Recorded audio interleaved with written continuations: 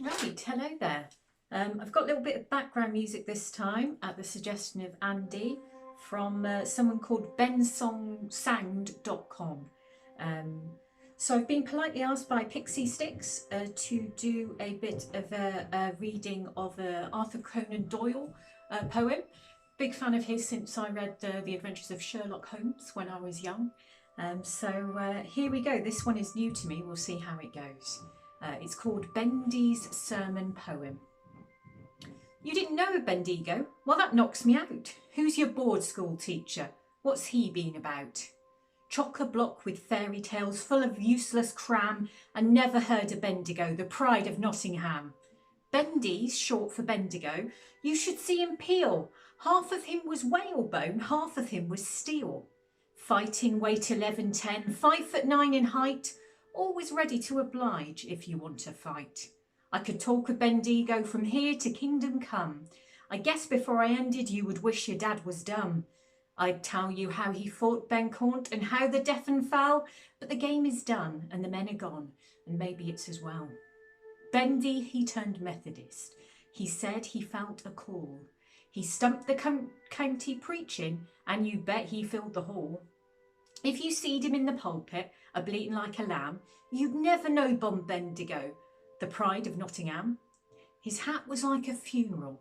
He'd got a waiter's coat with an Alleluia collar and a choker round his throat. His pals would laugh and say in chaff that Bendigo was right in taking on the devil since he'd no one else to fight.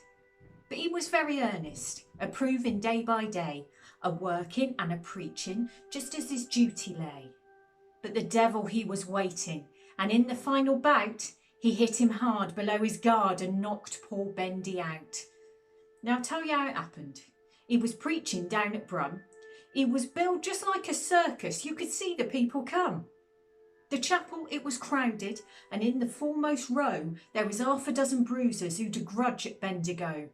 There was Tommy Piat of Bradford, Solly Jones of Pellery Bra, Long Connor from the Bullring, the same what drew with Carr, Jack Ball, the fighting gunsmith, Joe Murphy from the Mews, and Icky Moss, the betting boss, the champion of the Jews. A very handful are sitting in a string, full of beer and impudence, ripe for anything. Sitting in a string there, right under Bendy's nose. If his message was for sinners, he could make a start on those. Soon he heard them chafing. "Aye, Bendy, here's a go. How much you a copping by this jump to glory show?" "Stow it, Bendy, left the ring, mighty spry of you. Didn't anybody know that the ring was leaving you?" Bendy fairly sweated as he stood above and prayed. "Look down, O Lord, and grip me with a strange hold," he said. "Fix me with a stranglehold, put a stop on me. I'm slipping, Lord, I'm slipping, and I'm clinging hard to thee." But the roughs, they kept on chafing, and the uproar it was such that the preacher in the pulpit might be talking double Dutch. Till a working man he shouted out, a jumping to his feet, "Give us a lead, your reverence, and heave him in the street." Then Bendy said, "Good Lord, since I first left my sinful ways, thou knowest that to thee alone I've given up my days. But now, dear Lord," and here he laid the Bible on the shelf, "I'll take, with your permission, just 5 minutes to myself." He vaulted from the pulpit like a tiger from a den. They say it was a lovely sight to see him floor his men. Right and left and right, straight and true and hard, till the Ebenezer Chapel looked more like a knacker's yard. Platt was standing on his back and look up at his toes. Solly Jones of Perry Bar was feeling for his nose. Connor of the Bullring had all that he could do, raking for his ivories that lay about the pew. Jack Ball, the fighting gunsmith, was in a peaceful sleep. Joe Murphy lay across him, all tied up in a heap. 5 of them was twisted in a tangle on the floor, and Icky Moss, the betting boss, had sprinted for the door.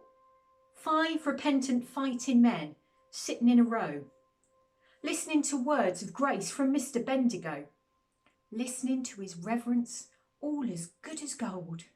Pretty little bar lambs are gathered to the fold. So that's the way that Bendy ran his mission in the slum and preached the holy gospel to the fighting men of Brum. "The Lord," said he, has given me his message from on high, and if you interrupt him, I will know the reason why. But to think of all your schooling clean wasted, thrown away, darned if I can make out what you're learning all the day. Grubbing up old fairy tales, filling up with cram, and didn't know of Bendigo, the pride of Nottingham.